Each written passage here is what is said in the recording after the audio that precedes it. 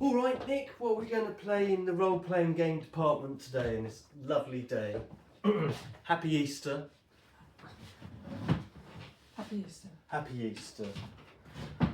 What are we going to play? I'm going to play this. I'm going to play this. Killer, the game of us. No. No, this. Not the end. Cheeky. Not the end. Not the end. A new role-playing system which doesn't need any dice. So what's all this for? Scenery. This is scenery. Props, scenery. Yes. And So, to for show these off biscuits this, as well. They're scenery as To well. show off this lovely dish that Pip gave us. Thank Yes. you. Thank you, Pip, for the butterfly dish. They keep all Thanks, my Ragnar. dice in. Thank you. No, Ragnar, yes. So yes, Not the End. Not the End is a role-playing system that doesn't use any dice. It's a kind of narrative game, and you can set it in virtually any world, genre, context you like. And earlier we had a little go at this. It was a lot of fun. It didn't seem too difficult. No, and we had a little playthrough and a trial, and now we're going to show you Not the End. Who's it made by? It's designed by Claudio Pastorino and illustrated beautifully, I have to add, by Pietro Bastas. Are they Spanish? I think so. Claudio, Fabio, Pietro, Mirko. Italian. Maybe they're Italian. And this is the English edition, thankfully, because my Italian's terrible, from Mana Project Studio. Now, to get started then on your character, because I've got mine sorted out already in advance, we're going to have a go at creating them right now. You ready? Yep. So first of all, you need to identify a trait that delineates the archetype, and you put that in the centre hexagon. Right. What's their trait then? This new guy is Yes. going to be a doctor. A doctor, a medic. Excellent, good. Good. And we should say that the world we decided to create is a post-apocalyptic one set in Drabford, which is somewhere, within Los Angeles. And it's a post-apocalyptic world where the zombie apocalypse happened on Tuesday and it's now Thursday. Yeah, And all the hell has happened. Everything's gone, I think it's a week Tuesday. A week Tuesday it happened. Everything's gone disastrously wrong. Zombies are everywhere, and we're trying to survive. So you're a doctor. So that you're going to have to be a character we're going to have to protect, because we're going to need you in the zombie apocalypse that's happening in Drabford. Yes. A legally distinct entity, nothing to do with any place in Yorkshire, I assure you. So you're doctor then. Yes. He's your archetype. Now then, you've started off in the centre hexagon. That's a trait. That is a trait. Yes, it is. Right. And you could technically use that to add to your bag, so to speak, when you do a test, it turns out. Now that you've defined the centre archetype, what are your doctor's qualities? You want to write 3 traits that describe your characteristic qualities in the 3 hexagons of your choice, adjacent to your archetype. Okay, this doctor is clever. Clever, good, makes a change. He is grumpy. Grumpy, okay, well we've seen a lot of grumpy characters in our games. And he is, what else is he? I don't know. Let's think of another one. Charismatic. He is very, charming. He's a charming soul, all right. I'll put charming because it's a little bit easier to spell. Yeah, a bit easy, but mainly the same letters. Yeah, starts off the same. Except for the G. Right, so now you've got his qualities. Now we move out to his abilities, and his abilities are, what has your heroic doctor, who's clever, grumpy and charming, learned? Well, and what can he do? What's he trained to do? So he's trained in and medicine. They've got a link. Yeah. They kind of relate. Medicine. So thanks to being clever, he's learned medicine. Good. Okay. It's clever link to any, and grumpiness live to any other ability, because you need to have 4 of these. Right, okay. So grumpy I'll put to I'll put to I can't imagine anyone. grumpy and clever. I'll put that to being intimidating. So he's learned to be intimidating. Yeah. That's kind of what you need, I suppose, if you're a clever doctor. Sure. Take your medicine. Yeah. You will have this surgery. Now what else? Charming. He is manipulative. Manipulative. All right, yes. So he can manipulate the situation. That's what he's learned. Excellent. And one more then. One more ability. It could be linked to cleverness there, or grumpiness and kind of cleverness together. Or these ones here, link, kind of interlink grumpy and charming.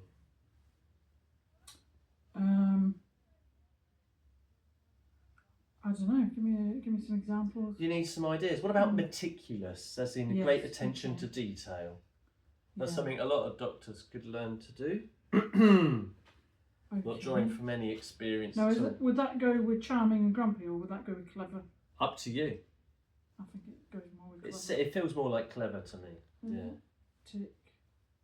All right, and you've got some room for other abilities because this is your starting character, and you can, in not the end, develop your character as you play and flesh them out a bit as you adventure in this post-apocalyptic. It's a really hard. Why did I choose a post-apocalyptic setting of Drabford? Right, good.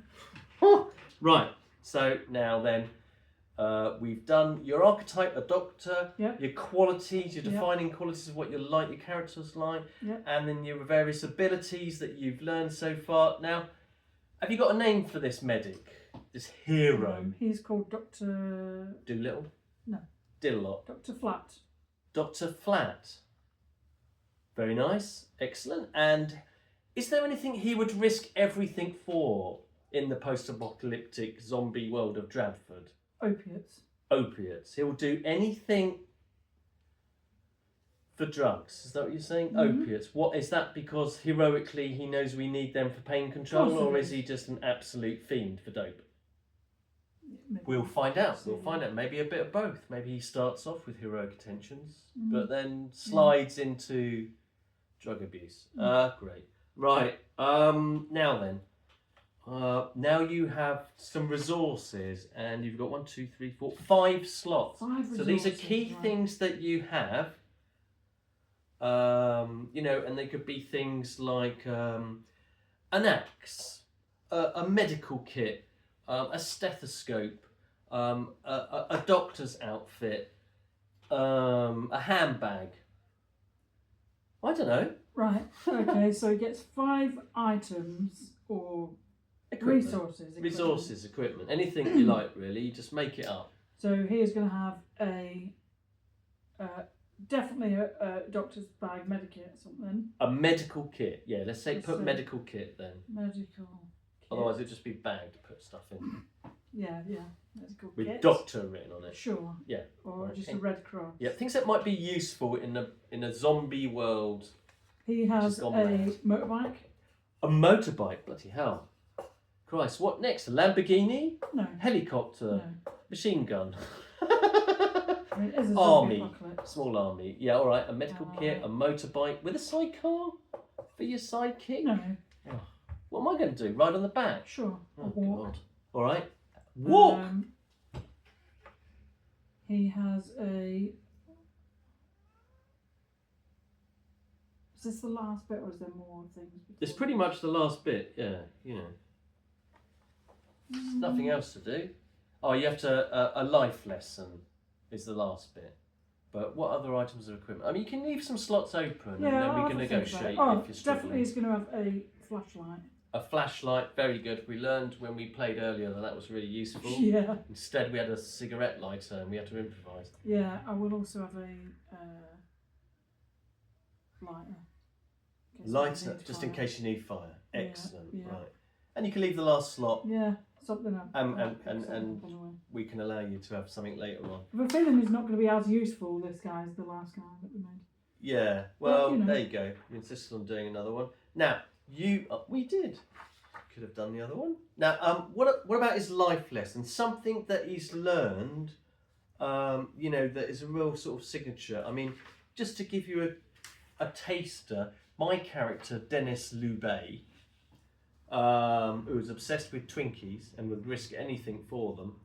His life lesson is that failure is always an option because he is an anxious high school dropout with nerd skills. His life lesson is everybody lies.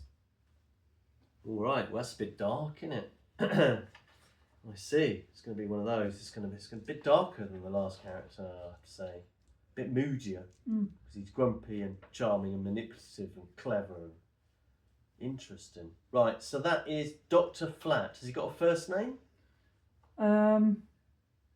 Yeah, he does, but it probably doesn't just tell everyone his first name. Well, would I know it? Things that Dennis is a pal of yours or a fellow survivor? Maybe he's a patient. A former patient, because of my anxiety. Yeah. All right. So you're a doctor who also works, with helping people with mental health problems as well as the need for opiates. Is that right? A psychiatrist, a bit of psychiatric training. Sure. Right. Okay. So Doctor still hasn't come up with a first name actually Flat. Yeah, the kids don't know my first name. He wouldn't have introduced himself. You haven't bothered to open up a little bit in this horrendous zombie world. You're just maintaining a clinical professional boundary with your survivor / ex-patient. Sure. All right, I see. It's going to be like that, is it? Right, so you are partnered with Dennis Loubet. He is a nerd, as I've mentioned. His defining characteristics are anxious, enthusiastic and clumsy. Good set, isn't it? And he has the abilities of running fast. I thought that would be handy in a post-apocalyptic zombie massacre world. Hiding, problem solving, and calculus. Because, you need a bit of maths. And he's learned, especially calculus. Yes, he's learned. I've never used it yet. I'm going to find a way of using calculus. His life lesson is that failure is always an option because he dropped out of high school. He's a role-playing game enthusiast and he has a rucksack, Nike high tops for running away with, a guide to Calculus 101 from the course that he never completed, polyhedral dice, so I've got them in somewhere just in case, actual props now for the game, and a laptop and charger. Nice. And you find yourself, Dr. Mysterious, no first name Flat, with Dennis. You've just pulled up into, let's imagine the scene, if you will. It's a dark, early morning this time, rather than the middle of the afternoon. And it's a week since the zombie apocalypse happened. Right. You're pulling up outside a Walmart in the lower regions of Bradford, and it's a scene of chaos. The car park is strewn with burnt out vehicles and abandoned shopping trolleys and probably the odd corpse here and there. In the background you can hear amongst the other buildings in this large shopping complex mysterious sounds of what sounds suspiciously like zombies feasting on some other poor, misbegotten soul who isn't quite as well equipped to deal with things as your doctor and your nerd patient. And you are in desperate need of food and supplies. And this is what has driven you out of the luxury mansion you no doubt live in from Beverly Hills, all the way to Bradford. And I guess, have you driven there on your motorbike or have you walked? You've driven there. So you've pulled up on your motorbike and you see that the automatic doors into the massive Walmart are bumping against, an abandoned shopping trolley. The windows are smashed. The lights are on, but just flickering haphazardly. There's the occasional sounds of screams and chaos around, but otherwise it all appears eerily deserted. Spooky music plays. Dennis nervously looks over. I seem to have run out of my anxiety medicine, Dr. Flat. Maybe Walmart might have some, and also I could do with, I'm very anxious, role-playing anxiety. I could do with some power to charge up my laptop. Can we do that here? Is it safe to do that? Absolutely. Good. I am really enthusiastic. Oh, also, did we have to drive so fast on that motorbike? You could have walked. I get off the bike and feeling slightly intimidated. I drop my bag several times because I'm clumsy, and then I enthusiastically pick it up. I hug it to me. I look around nervously. I see no obvious signs of danger, but there's obviously power in there. The lights are flickering. Are we going in? Yep. Let's go. Well, you're the charismatic, intimidating medical I think leader. I can charm zombies. I'll charm you to go in. We have no ways of defending ourselves, so I mean, shall we go in? I mean, I'm a bit worried about this whole situation. We haven't eaten for days though, and I need my medicine. Are we going in now? Yeah. Shall I go? Can I hide behind you? Sure. I suggest we go straight for the sporting goods aisle. Sporting where, goods. As we know in the States, they keep all the guns. Guns, of course. It's a Walmart. Yes, and look, according to that sign over there in the window, it was a closing down sale. Sporting goods are 20% off, Doctor. So there'll be lots of them there, hopefully. Although it looks like people have been here before us, judging from the state of it. Are we going to be safe in there? And you hear the sounds of someone screaming on cue in the middle distance from some other part of this shopping district. Oh! I'm going in. I'm coming with you. And I clutch onto you anxiously, and we enter into the Walmart. Head towards the sporting goods aisle, but there's a problem, and that is the utter chaos inside. The lights are flashing, it's quite dark, it's difficult to navigate, everything is strewn everywhere. All of the shelving units and display items are all higgledy-piggledy. You know, there's blood, there's bodies. You're going to have to hunt through this massive space in order to find what you want. That is your task. All right. So, in order to successfully locate the sporting goods, the anxiety medicine, and a socket charger, And some food. What's your goal here as you enter into this dystopian scene of Drabfordian hell? Loot the place for what we need. Could you be a bit more specific about what you want to achieve? Find what? Medicine. Medicine, check. Weapons. And power for this kid's laptop. Okay, now this is going to... Food. And food. Right, just a wish list of stuff that you're going to have to search through in this hellhole. Now, I set a difficulty level as the narrator, and I'm setting this as a very difficult task. All right, because of just the destructive nature, the fact that it's been rampaged and it's in chaos, the lighting is very poor, so very difficult. Are 5 of these tokens. We're using these as our tokens. Tokens are either negative or positive, so you need to put 5 of the negative tokens into the bag first of all. We can count them in. 1, 2, the excitement 3. Right, that's 5. All right, excellent. Cut to 5. Now then, that's the difficulty. Now the danger here is fairly dangerous. All right. Which means that you will end up leaving the scene or basically unable to do anything, effectively sort of like kind of disadvantaged in some way so that you can't actually act anymore. If you draw 3 of the negative tokens, the red ones you just popped in there. Yep. Now, we can work as a bit of a team for this, and I can help you and you can lead if you like, as we both scavenge for those things. But what traits are you going to leverage, which we now know includes the archetype? We didn't do that before, my mistake. And what can you make the case for that's going to help you? Well, I don't think being a doctor, maybe being a doctor would help me find the medicine area. Definitely would help with that. So we can put one in for that. So put one of the blue positive tokens in. We'll stack them up, ready to go in the bag.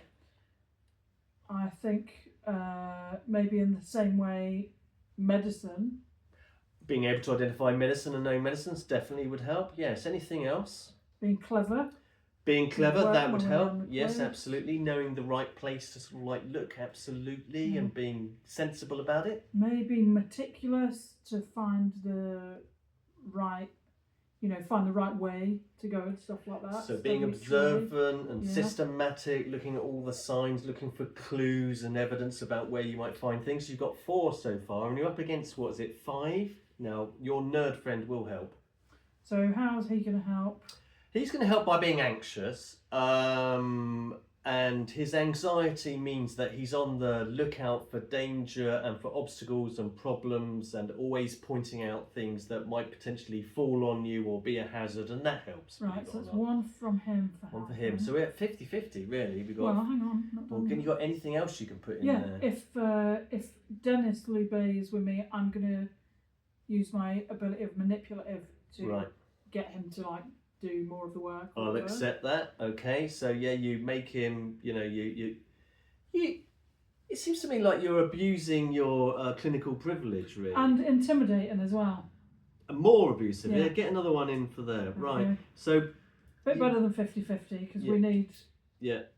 How many successes? We only need 1. You only need 1 success, and you can draw up to 4. 5. No, 4. Okay. 5 is when you push it. Risk it. Okay. You risk it, yeah. So you can draw up to 4. Now, how many are you going to gamble on drawing in order to get a success out of the bag? If you want one of those positive blue ones, is you draw out blind, and that's how the mechanic works. No dice required. So given that we've got a bit better than 50-50. But you don't want to draw. If you draw 3 negative ones, then you leave the scene. I'm going to draw 3. You could draw 3 negative ones and leave the scene. Something disastrous would happen. Okay, right, I'm excited. Now, and describe to me a little bit about how you're going. How this is going. Yeah. What's this look like to the viewer? So, this exciting we're scene. both going around the Walmart. We are. Sneaking around. It's all dank and dark, and the lights are flashing sinisterly, and the screams in the background, and Dennis is whimpering. Yeah, Dr. Flat is Don't go over telling there. him to be quiet and keep a lookout. All right. And I'm studying the signs that, if there are any signs hanging up still. There's a lot of blood for on which that one. aisle. I use the medical. Oh, I could have used doctor. Oh, I did use doctor. You did? To concur that, that looks like blood. Is it human? O positive. Oh, Definitely positive. human. How do you know that just from looking at Because it? I'm such a good doctor. You are so good. So observant. You are. Right. I'm a bit scared of you though. Good. Anyway, 1. you're drawing 1. We're going for 3. That's a success. You've already successful in finding what 2. you want. Shit. 2, but there is a downside. 3. Shit. And there's 2 downsides. All right, so you drew 3, but you did get a success. So you are able to successfully find those things on your wish list, sort of like over time as you clamber around, sort of searching, being all clever and medical with the and driving Dennis sort of like hard, forcing him to sort of like search through really difficult, dangerous bits because he's a bit smaller than you and you avoid all the danger. Now, you are successful, so you get those resources. What do you get? You get the medicine that you need, his anti-anxiety pills. He's going to need them after that. Hideous. I slip him some diazepam. Slippy, you get some diazepam down in immediately. Oh, I feel a lot better. These beta blockers. Oh, yeah, Right. these. Oh, that's much better. Thank you, doctor. And then what else do you you had on your wish list? What you We after? wanted some food. You want some food, yes. So you managed to grab Some random. Yeah, absolutely. Some bourbon biscuits Perfect, you find, and some crisps, and We find some weapons. you do find some weapons, absolutely. A couple of handguns, I imagine. Maybe a small submachine gun. After all, it is Walmart in America. States, yeah. Yep, and some and some ammunition, of course. What's the other thing we were looking for? Food, drugs. Don't know. Can't remember now. It's been a while. Power for his Power bank. And you do sort of you find a power bank which is perfect and it's compatible absolutely with his laptop. So I'm going to take a handgun. Right. And I'm going to take some kind of, sporting goods, a bat, a baseball bat. Okay, so you've got a baseball bat as well. So you've got a range weapon, of hand-to-hand. Well, he has got think quick about what. He's got a cricket bat. Of course, yeah. I love British stuff. I'm a bit of an Anglophile, he says. Now, okay. Unfortunately, though, 2 downsides. Now, you've got to pay the penalty for all this success, and you can do that in a number of different ways. You can choose to take that as adrenaline, which means that next time you get a bit overexcited and you have to draw at least 4 from the bag. Or you could take it as, if you feel a bit dazed or confused, you could take it as confusion. 4 doesn't feel too much like that. Or you could, and please don't choose this because we haven't worked it out yet, well you can if you want, you could take it as a kind of complication to the scene and make it more difficult. I'm quite happy if you want to do that. Or you could take it as a form of misfortune and then you pop it down on your sheet, which means a kind of negative psychological or physical or emotional condition. So what are you gonna do with that one? I'm gonna take adrenaline for 1. So you get all buzzed up because of the excitement, and you found the opiates, but also it really was quite tense and difficult and challenging. And then what are you doing for the second one? What's the misfortunes? Give me a. So a misfortune might be that you're terribly anxious or you're exhausted physically and sort of like tired. What that means is then that when you next have to do a task, let's see,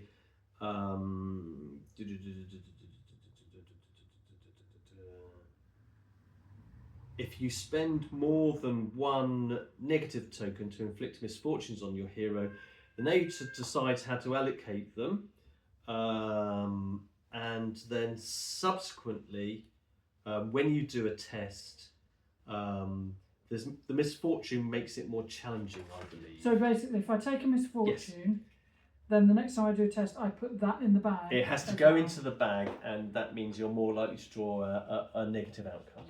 Well, let's give it to you to complicate the scene. Okay, to complicate the scene, so you do find everything that you need. The opiates, the handguns, the baseball bat, the food, the bourbons, the crisps, the power socket. But you also find something else. As you, as Dennis plugs in his laptop, clucking delighted to himself with joy, finally I've got power. You hear a train. Sounds of a train, seamlessly weaved in there. Thank you, Keithley. You hear the sounds of a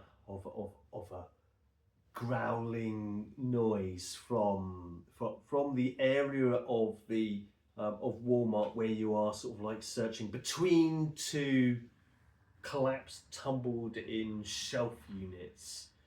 A hand emerges, and this hand, the flesh is grey and peeling off, and a shopping assistant, Marjorie Dawson, who is now a zombie, emerges, and she hisses, "That'd be 19.99 for those things you just stole from us." And then she leaps out and runs in to nibble on your arm. Right. How are you going to deal with that? I'm going to get my wallet, get $20 out. You're going to try and bribe her away? Well, yeah, she wanted 19.99. There's the money. I never said I was You're just going to pay up? Yeah. What's your problem? There's the money. Well, this sounds like another task, and I don't think this zombie is going to be impressed with you just paying. I mean, that was just... That's what she asked for. It was flavour text. She needs to, I thought it was she needs funny. to learn. She doesn't actually want money from you. She wants your flesh. Oh.